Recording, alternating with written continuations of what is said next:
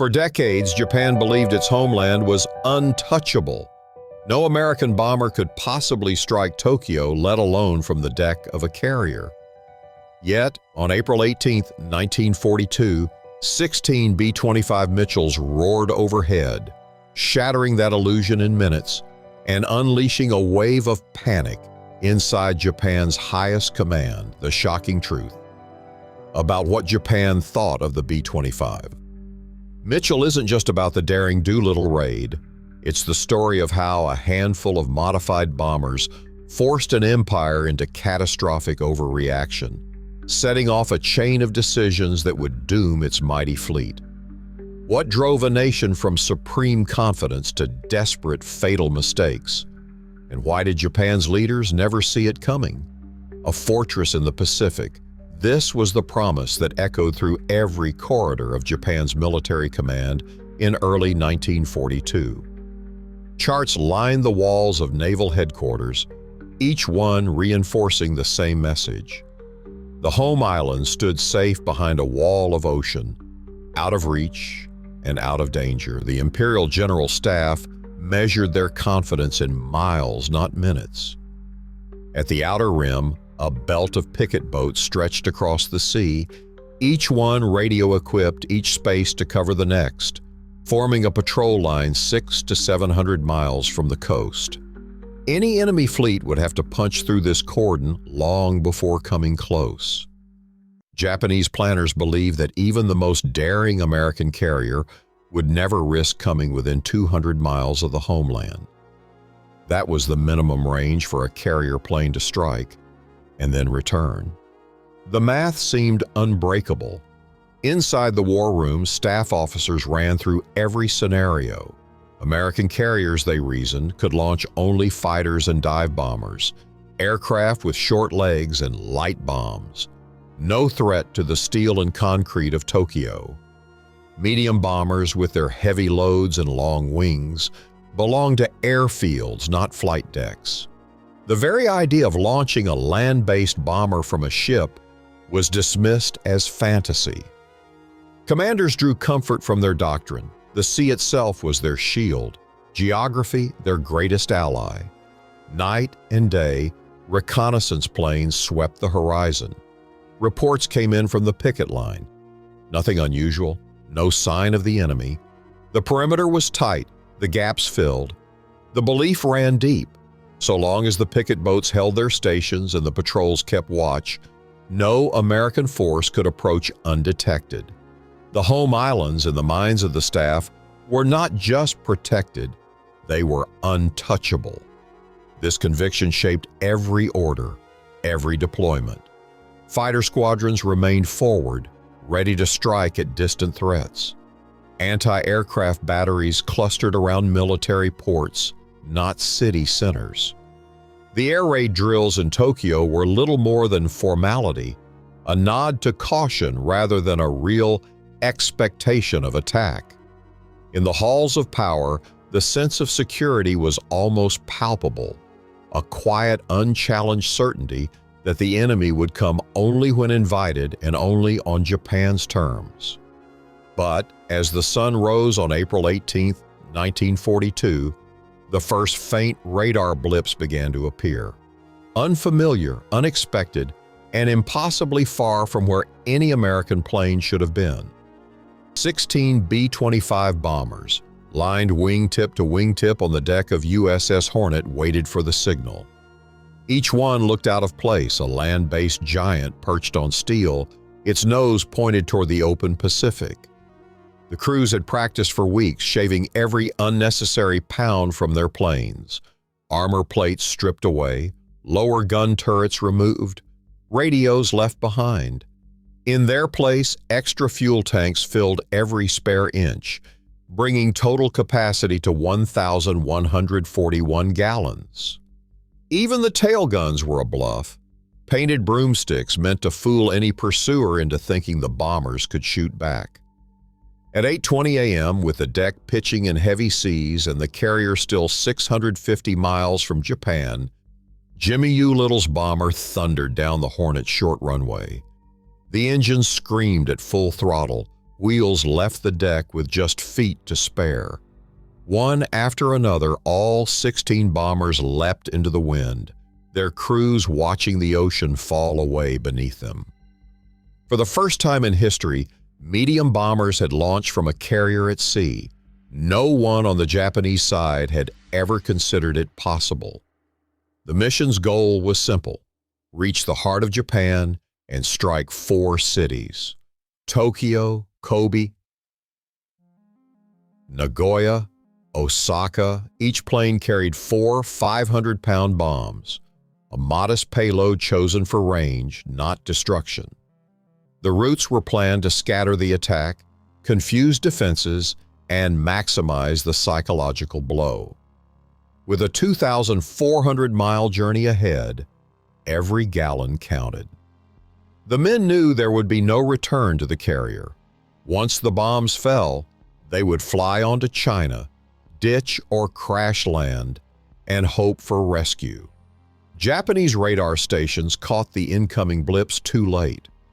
Fighter squadrons stationed far forward for a conventional threat scrambled in confusion.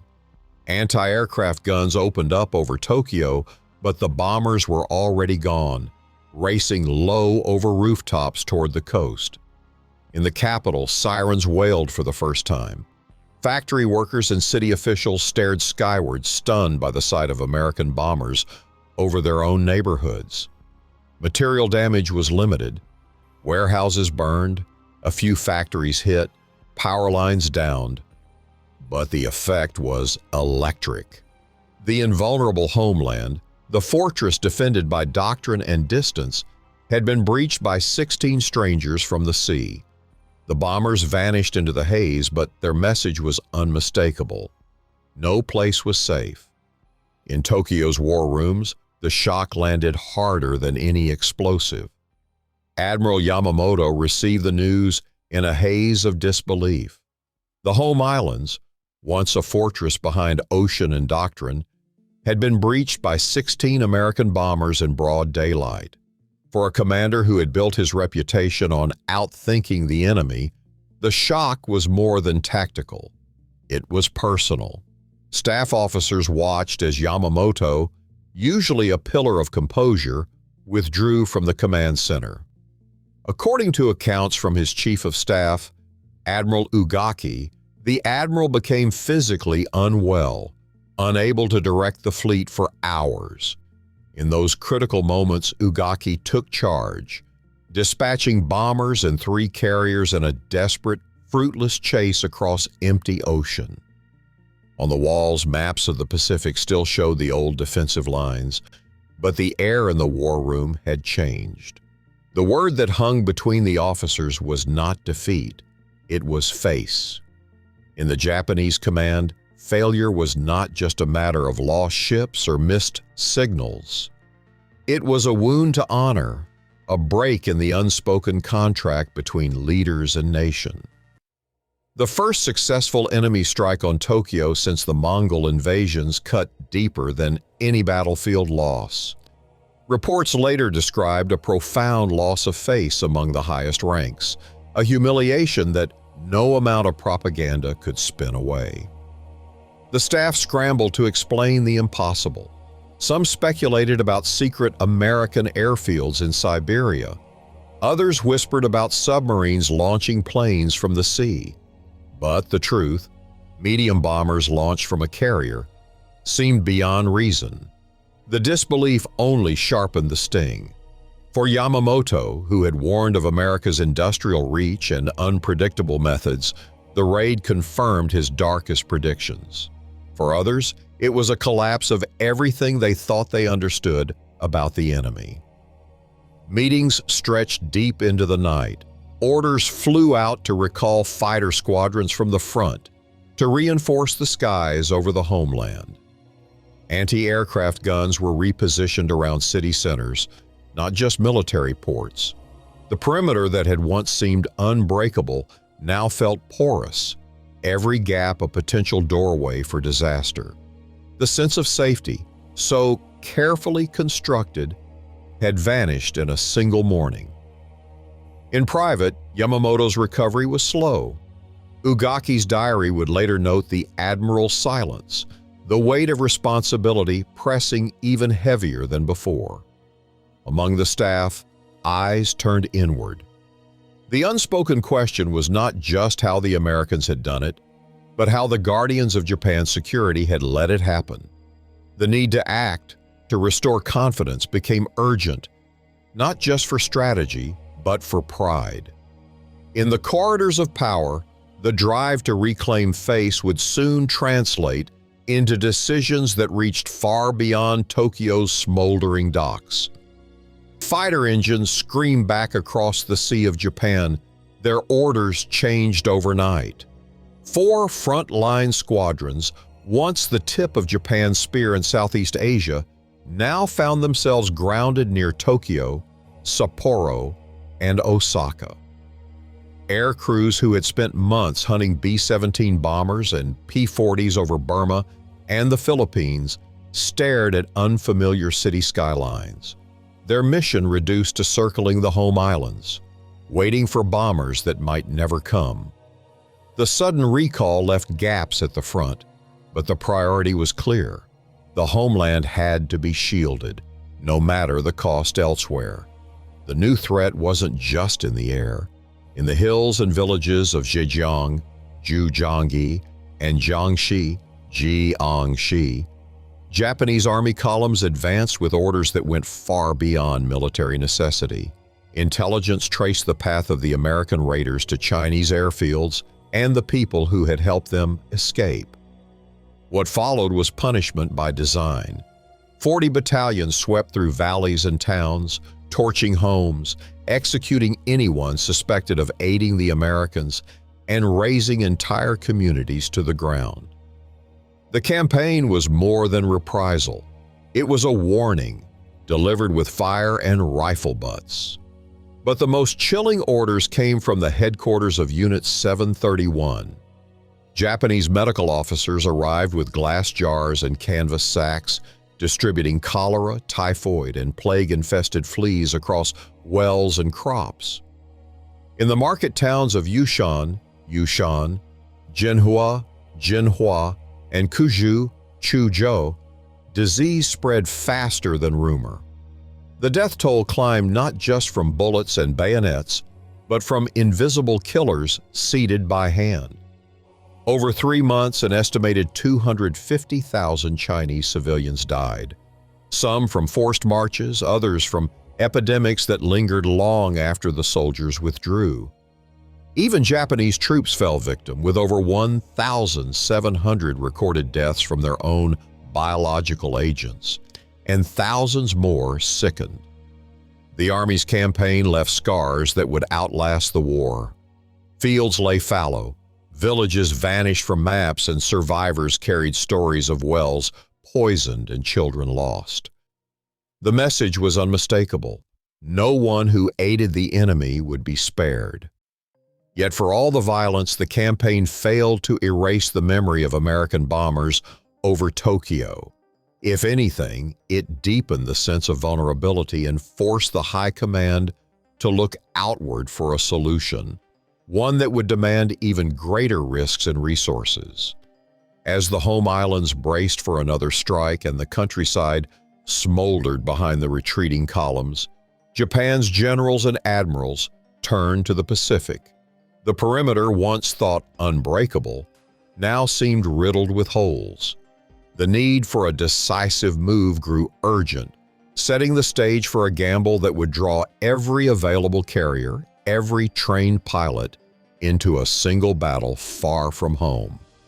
Inside the Naval General Staff's conference room, the mood was unyielding. Every face around the table fixed on the problem no doctrine had solved. The Doolittle raid had not just breached Japan's perimeter, it had left a question hanging over every map and plan. Within weeks, the staff's internal reports began to circulate, each one more urgent than the last. On the record, senior officers admitted what few dared say aloud. The next strike could come from anywhere. In the official record of post-war interrogations, the rationale was stripped to its core. Midway, Occupation of Midway planned subsequent to the Doolittle raid on Tokyo, necessary to eliminate that point as a base for air attack upon Japan. The words are plain, the logic inescapable. The staff believed Midway might be the launching ground for the bombers that had humiliated them in April. If Tokyo could be hit once, it could be hit again unless the threat was erased at its source. Planning conferences in late April and early May unfolded with a new sense of haste. Every option was measured against the possibility of another raid. Yamamoto, still recovering from the blow to his authority, pressed the case with a force that brooked no dissent. The staff's lingering doubts vanished. Midway would be taken, whatever the risk. The operation was no longer a calculated gamble. It was a necessity, forced by the fear that the next wave of bombers might not be so merciful. The USS interrogations captured the shift in Japanese thinking. We intended to capture Midway because on 18th of April, we were attacked in Tokyo for the first time. We thought the planes came from Midway. The staff's conviction was so absolute that strategic patience was abandoned overnight. The plan that followed would draw every available carrier and pilot into a single, decisive clash. The consequences of that decision, set in motion by 16 bombers and the shock they delivered, would soon reshape the entire war in the Pacific. 47 days after the last B-25 vanished into the haze, Japan's Navy sailed into disaster. Between June 4th and 7th, 1942, the Imperial fleet launched its largest carrier strike force ever assembled. 4 fleet carriers, Akagi, Kaga, Soryu, and Hiryu, each packed with veteran air crews who had once swept the Pacific clean. Their target, Midway, the island now seen as the supposed launch pad for the humiliation over Tokyo. The plan was bold, but built on fear. Every available carrier was committed, every trained pilot thrown into the fray. Japanese planners believed they were springing a trap. Instead, they were walking into one. American codebreakers had already cracked the operation's secrets, giving Admiral Nimitz time to position his own battered carriers, Enterprise, Hornet, and the hastily patched Yorktown, north of the island, lying in wait. On the morning of June 4th, Japanese bombers struck Midway, but American torpedo squadrons and dive bombers closed in from the sea. In a span of 5 minutes, 3 Japanese carriers, Akagi, Kaga, and Soryu, were turned into burning wrecks. Hiryu's counterstrike landed a blow crippling Yorktown, but by sunset on June 5th, she too was lost. More than 3,000 Japanese sailors and airmen went down with their ships. The core of Japan's naval air power, built over decades, blooded at Pearl Harbor, was gone in less than 72 hours. The scale of loss was staggering. 4 carriers, hundreds of irreplaceable pilots, and the confidence that had once defined Japan's fleet. The battle's outcome was not just a defeat, it was a turning point. What began as a desperate bid to erase the shame of 16 bombers over Tokyo ended with the Empire's greatest weapon sunk beneath the waves and the initiative in the Pacific lost forever. On April 18, 1942, just 16 B-25 bombers launched from the USS Hornet shattered Japan's belief in its own invulnerability. Japanese records and post-war testimony confirmed the raid's psychological shock, forcing emergency meetings, the recall of fighter squadrons, and a brutal campaign in China.